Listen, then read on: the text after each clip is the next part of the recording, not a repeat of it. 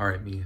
It is towards the end of May. It's May 24th, and I've just finished reading Red versus Blue, The Ultimate Fan Guy, which was written by Eddy Rivas and Burnie through the production company Rooster Teeth, which unfortunately, as of 2 weeks ago, no longer exists.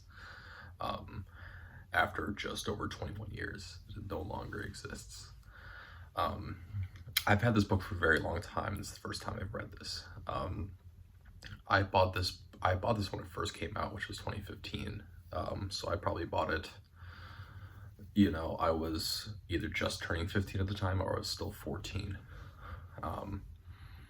I've had this book for 10 years, effectively 9 years, before I actually read it. Story-wise, this book came out right before season 13 started coming out, I believe. Started coming out between season 12 and season 13 of Red versus Blue, which is an internet series that does mean a great deal to me. I credit for creating a lot of foundations of what I find as comedy right now, or my foundations of comedy. That, along with what I consider very similar things like Airplane, anything with like Leslie Nielsen when he went to his comedic phase.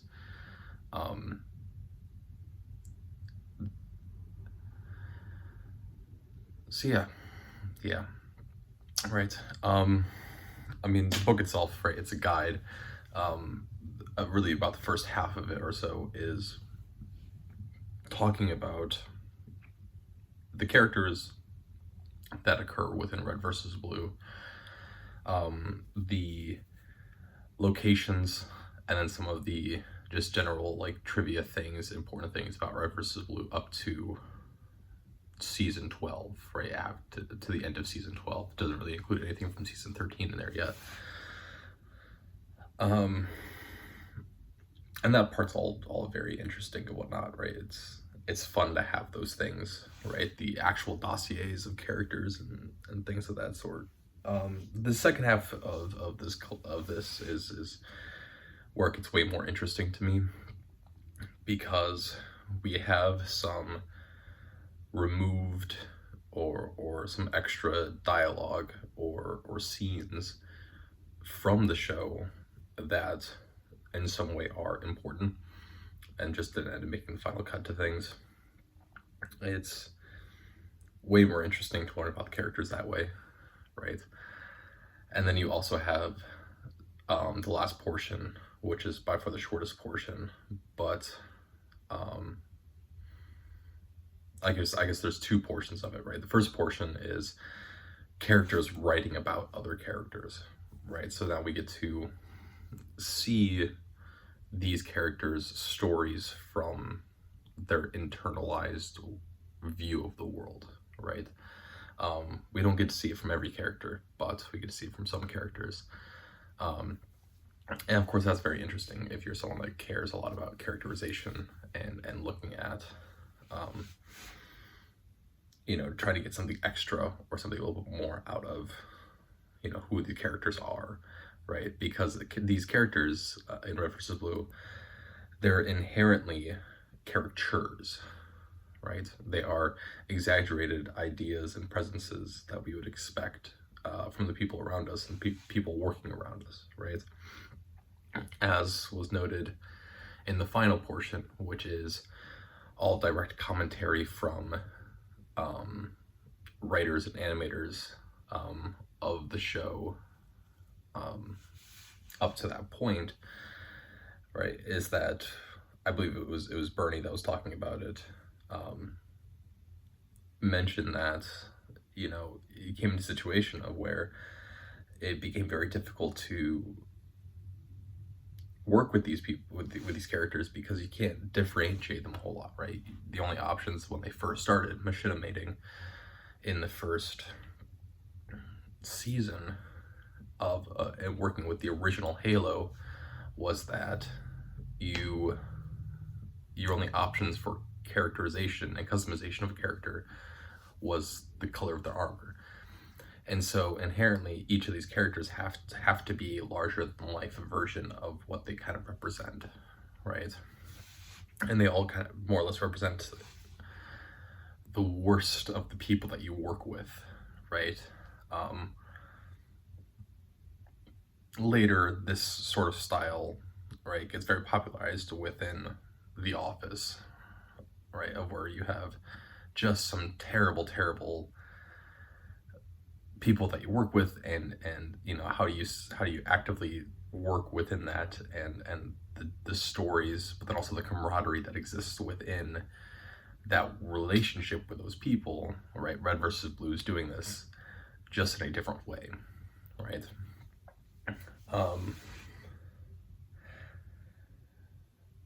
Yeah, right. There's not much to really say about this book, because so much of it is based in watching the series Red versus Blue, or in having a direct interest in who these people are, right? Whether it be Burnie, Matt Hollum, Miles Luna, Monty Ohm, Eddy Rivas, right? And having direct interest in who they are and what they represent to this independent filmmaking process, effectively. But yeah. I meant to read this book about 3 weeks ago, right? So that I could upload this with the shutdown of Rooster Teeth. And the reason for that is because Rooster Teeth, the company, and then its subsidiaries, whether it be Ruby or Achievement Hunter or things like that, all played a very, very important part of entertaining me, but also showing me how to approach certain things, right? As you can see, right, I mean, I've had that poster there. That's an Achievement Hunter poster that's been there for who knows how long. Certainly, being a fan of Rooster Teeth has been difficult at times, right? And I did stop watching for a good number of years. This was 2015 was when it was published, so I probably watched for about another year or so, and then I stopped watching for a very long time, and then I really picked it up pretty recently, again in the last year or so. And right, there's a lot of discourse, right? And certainly I'm not an expert or professional in the world of media building and whatnot. And certainly, you know, the Rooster Teeth shutting down as a company will be analyzed for the world to come, especially within the treatment of its employees, right? And the being very reactionary when it comes to those things coming to light and things like that, especially when the words that are said do not always match up with the actions that the company took on. And so really my one piece on it is that it feels like a company that never quite got through the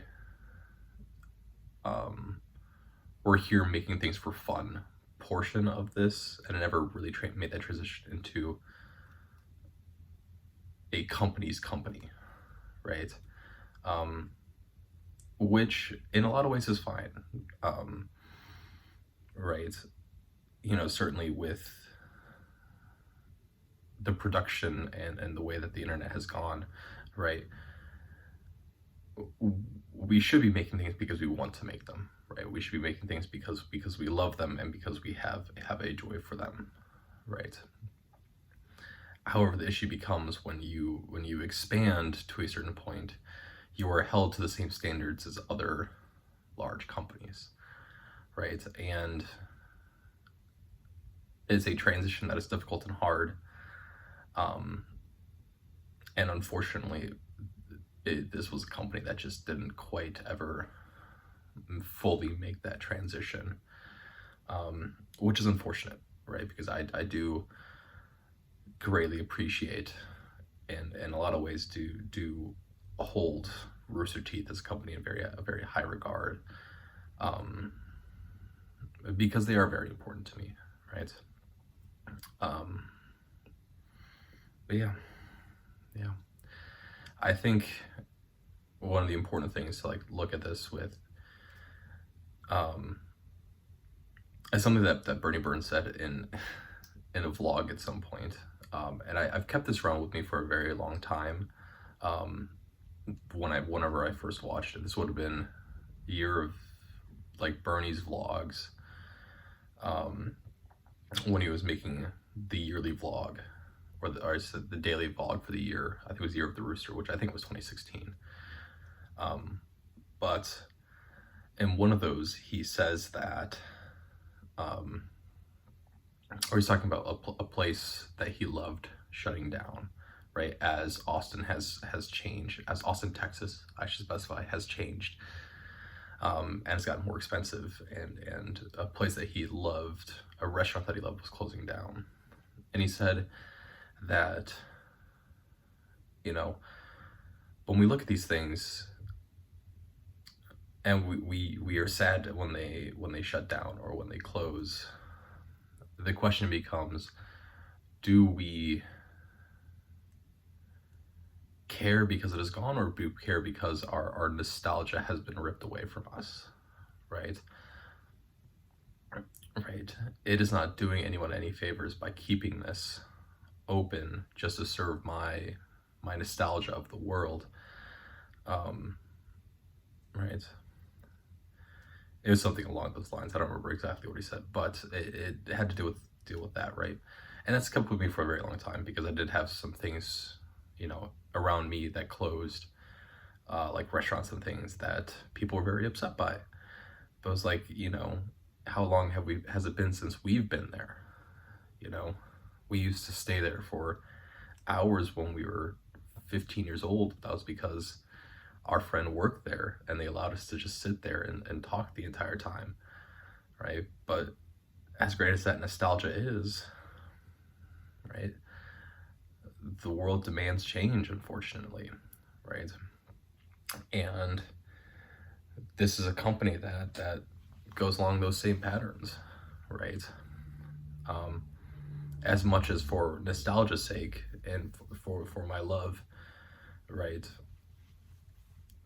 It would have been great for Rooster Teeth to have stayed open, right? But clearly that wasn't working anymore, as evidenced by the past, especially from about 2017-ish, I think, to about 2022, with everything that had gone on with the company, right?